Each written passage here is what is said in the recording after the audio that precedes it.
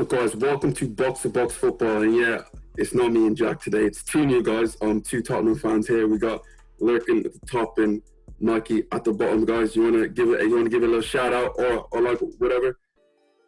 Yeah, no, we'll do it at the end of the season. We'll do it at the end of the season. We ain't say enough about Tottenham yet.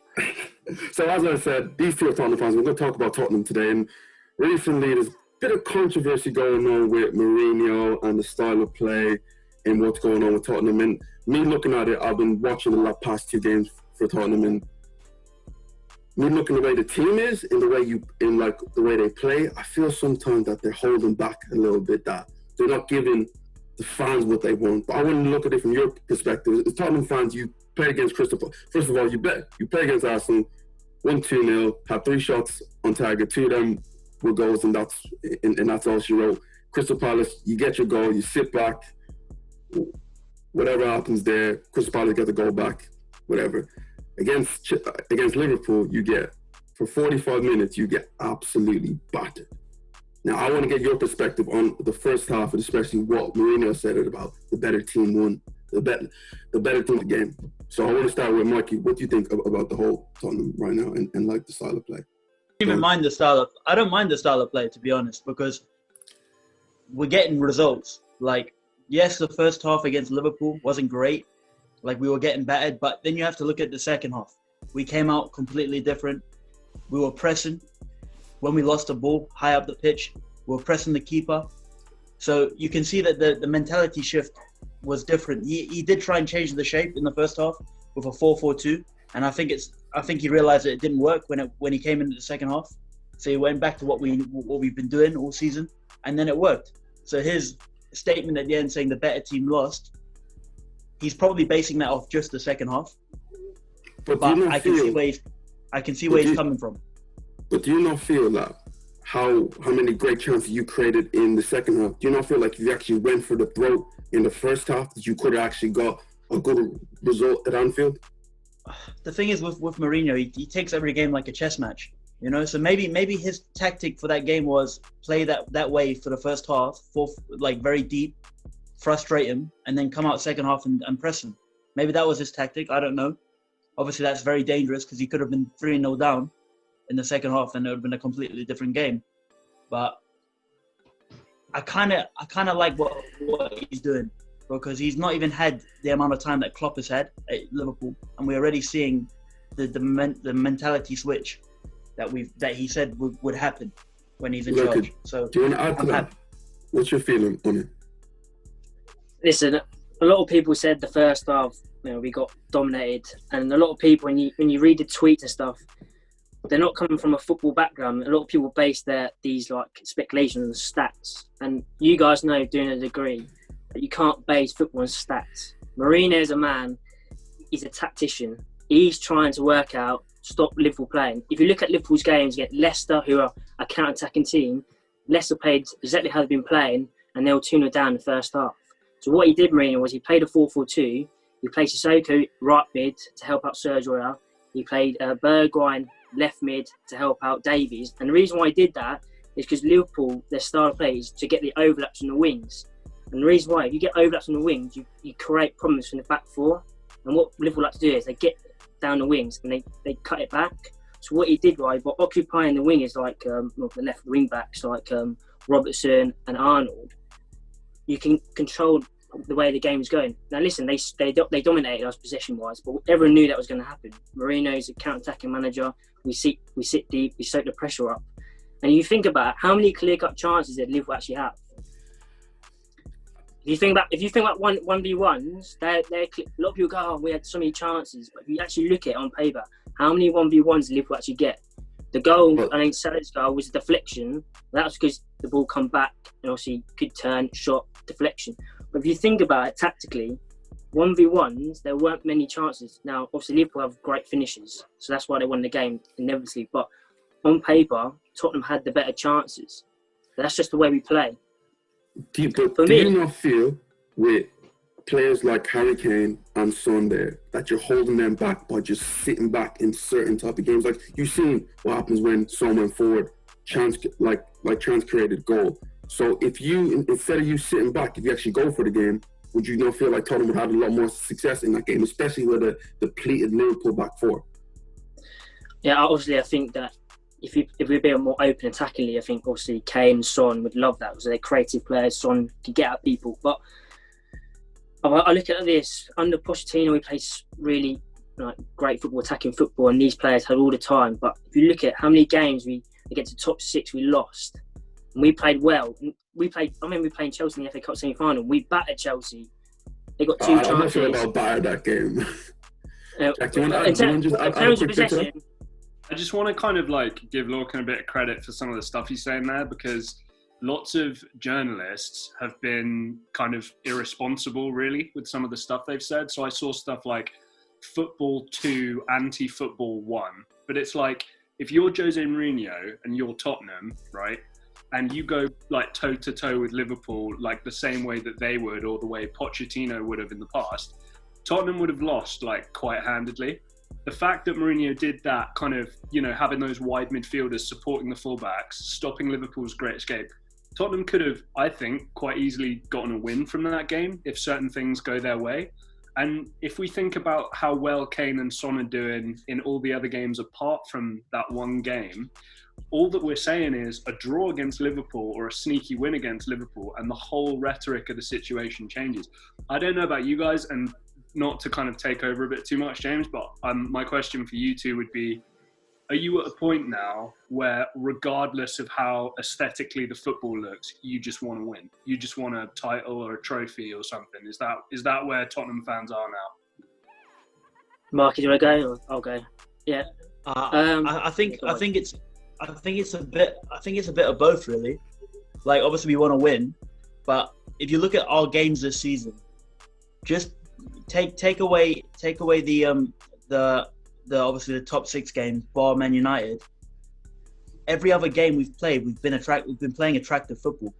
We're scoring goals. It's just when you get into a game against a top 6 club, Mourinho's a winner. He will do whatever he has to do to win.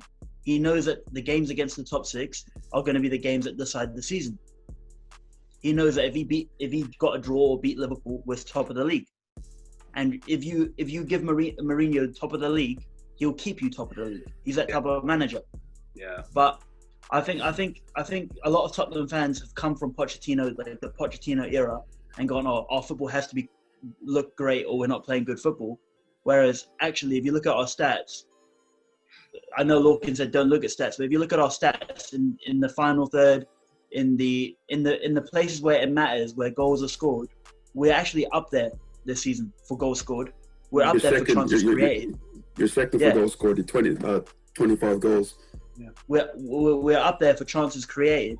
So I don't think the football is, for some it might not be good, but I enjoy watching us play like this, because when Son, Kane, and whoever's playing alongside them get going, I love watching Tottenham when Ndombele plays, because when he picks the ball up, he does something that not any of our players can do. He can beat 2 men, and then we can create a chance out of that. And I prefer watching that over watching us go forward, lose the ball, and get destroyed on the counter. Right. That's my opinion. For me, my biggest problem with the way Tottenham play is that I'm totally fine with it, but it's very easy to criticize when you don't win, and that's going to be the biggest problem for Jose. 100%. Mourinho. But Lorcan, do you have anything else to add to that? Yeah, obviously we lost to Liverpool, and it's not nice to win. And obviously, said there's a lot of criticism coming our way. But if you actually look at it on paper, Bergwijn had 2 fantastic chances, and if he would have scored, it's the big if. How would the game planned out? Well, listen, if you don't forget Kane. Yeah, don't forget Kane as well.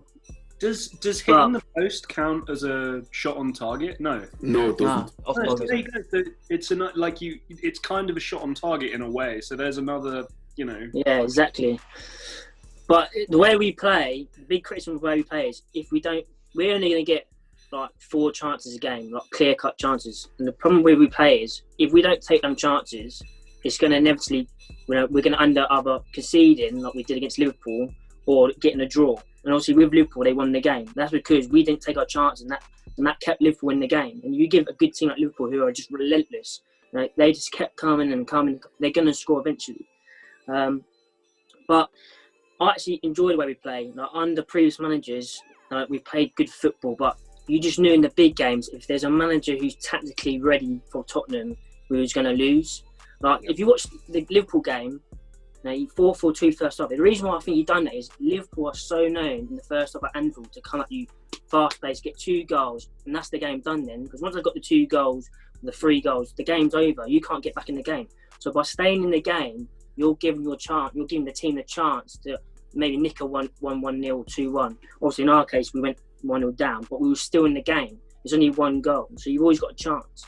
It's not pretty football, but for a Tottenham fan, the passion. Look at Højbjerg, and he's there all the time. He's leading the team. He's been a amazing, difference. son. So for me, I don't really care about how we play. I don't care about playing attacking football. If we can just, be up there in the league. If we win the league, it'll be a bonus. If we can be top 4 and competing with the big clubs, but tactically as well, that for me is anything for Tottenham fans, because we need a trophy. That's what we need. We need a manager who's going to win us trophies. That's brilliant, because that's a nice segue to the final question. So, what's your expectations for the rest of the season, on both of you? Marky, do you want to start off with it? Well, I think you gotta look at it from this point of view. If we lost it, if this game happened in April, and it was like 2 games left after this game, then the reaction would have been a completely different, because potentially we wouldn't be in any competitions. That would have been our last competition to win. But we're still in the FA Cup. It hasn't even started yet. We're in the Europa League. We've got a very good draw. And we're in the Carabao Cup. That's 4 competitions that we can still win. It's not like we're out of the Premier League because we lost to Liverpool. We still have to play them again. We still have to play all the top 6 sides again. And we still have to compete in all the competitions. So my expectations are still very high. I still think January transfer window is a big transfer window for Tottenham. Yep. What happens with Dele Alli? What happens with Harry Winks? Big questions. But again, what also happens with the incomings? Are we still going to go and get Skriniar? Are we still going to go get that centre half that would like that one centre half that Mourinho just goes, okay, I'm happy now. Yeah. We just need that one centre half, because I think Dyer and Alderweireld have been very good, but I still think to make Mourinho's style the complete package, he needs that one centre half like a Skriniar that's got pace, that's got the presence, and that is just a brick at the back. You look at when Van Dijk arrived at Liverpool. I'm not saying Skriniar's Van Dijk, but the impact that Skriniar could have on Tottenham could be similar to what Van Dijk had on Liverpool. It's just that extra element, because he's got everyone else ticking. He's got the midfield rolling. He's got the front 3 doing everything, but scoring in the Liverpool game, of course. But he's got them doing everything, And he's got Aurier playing like a man possessed at the back. Oh my God! The guy is making tackle after tackle. He's making tackle after tackle, and this is where I build on Lorcan's point of him being a tactician. He's not just a tactician; he's an excellent coach, because there's not many coaches in world football that could have taken Aurier from the point that he was to the point that he is now. Changing it, because Aurier was known to be flair attacking football. Aurier is now one of the best defensive right backs this season. Going off stats, if you want to look at tackles made, interceptions made, we can go off those stats, because he's transformed them. And then you've got players like Dyer, who everyone hates, and any England fan hates Dyer. You mentioned Dyer's name, but as a Tottenham fan, I love him, because he's doing the job that Mourinho's asking him to do. It might not be pretty, but it's the job. And I'm really optimistic. I honestly think we get the transfer window, any semi-decent transfer window, we're in the right direction anyway. We could bring no one in and we'll still be fine, I think, going forward this season. So, look, what's your expectations for the rest of the season? Is it top 4, a title, trophies, FA Cup, League Cup? I think top 4 is definitely on the cards. I'm not one of these fans saying we can win the league. You see all these Tottenham fans after beating Arsenal and City going, oh, we're going to win the league this year. It's too early doors. If at the end of January we're still in the 2nd or 3rd and we're 3 points off the top spot, we can say for definite. But for me, it would be just trying to get a trophy. Hopefully, maybe the Carabao Cup or even Europa League. I think that's a great foundation to improve on. I really do think January we need to sign a decent centre half. I think our weakness is definite set pieces. Even though we've got the aerial ability, I just think every time there's a free kick, West Ham, Newcastle, Liverpool, there's scores and set pieces. So we need someone in there who's good at dealing with set pieces. Like maybe Skriniar from, as Marky said. Maybe another central midfielder. I know we've been linked with Modric. I don't know if he's going to be too old, but he's still a class player. On the ball, in the way we're playing as well. Building off that point, you brought up Modric. I looked at that report today, and I'm just sitting there going, Modric. So you got Højbjerg, then you have Modric where Sissoko would have been, because Modric is great going forward, but he's also off the ball. He does the dirty work. He does the job that the manager wants him to do. And he's played for Mourinho. And he's done it in that Real Madrid counter-attacking side that looks so dangerous on the counter. He was one of the main reasons they did so well. And then you'd have Ndombele or Lo Celso ahead of them. I think you don't get much better midfield threes than that if you put a Modric in there. So yeah, like Lorcan said, centre-back and a Modric-type player. And you're looking like one of the best sides on paper. I think the biggest thing with Tottenham at the minute is if Kane or Son gets injured, how is that going to affect the way we play? Because we're so reliant on that counter-attacking speed from Son and Kane dropping deep. Because, again, if people know football, when Kane drops deep, it's because he's trying to draw the centre-backs out, allows Son that space to run through. If Kane gets injured or Son gets injured, what's going to happen to the dynamics of the team? So that's the big worry. Hopefully we keep fit. Like I said, we're in a lot of the Carabao Cup, we're in the Europa League, we've got a lot of games. It's important now to rest these players. If we did go out the Carabao Cup, it wouldn't be a bad thing, but then again, you have to say, we've got to try and stay at the top of the league. We're going to try and push for that title. The big game is going to be Liverpool at home, if we're 3 points, 2 points within reach of them, because that's the decider. Liverpool, by no doubt, are going to win this league again if no one competes with them, because Thiago's out, Van Dijk's out, got so many good players out. When they come back, they're the team to stop. And like they showed it against us, no matter who they play, they're relentless. So they're the team to match. Jack, I'm sorry to kind of leave you in the dark, but I'm going to have you finish with the final word. What is your expectation for Tottenham for the rest of the season? That's all right. I can be quick here. Honestly, I think the peak for Tottenham is a double in terms of a domestic cup and maybe a Europa League. It's Jose Mourinho we're talking about. Europa League is definitely, kind of there for the taking, I would say. Cup competitions are going to be there for the taking. I'm a big Serie A fan. Inter Milan play a back three. Milan Skriniar is a centre-back in a 2. And the reason why he's always being linked away is because he doesn't like his role in this Conte team at the moment. A good enough offer to Inter, he'd be happily on his way to a 2. Mourinho, I say I know this, but it's been reported so many times. Mourinho values him as like a top 3 world centre back, and he's exactly the kind of player that would really help this Tottenham team. So, there's a chance that something like that might happen. But no, seriously, a Carabao Cup, an FA Cup, maybe a Europa League. I think the league's probably just beyond them, but top 4 guaranteed. Maybe I feel quite strongly about that, but. Who knows? Well, unfortunately, guys, it is Tottenham what we're talking about here, and they'll always somehow spurs it up. I'm just saying. I'm just saying. Marky, you've been there. When are we moving on to Arsenal? When are we talking about Arsenal? We're talking about Arsenal today. We're not talking about Arsenal, but they do have Jose Mourinho. Get the relegation battle talk up.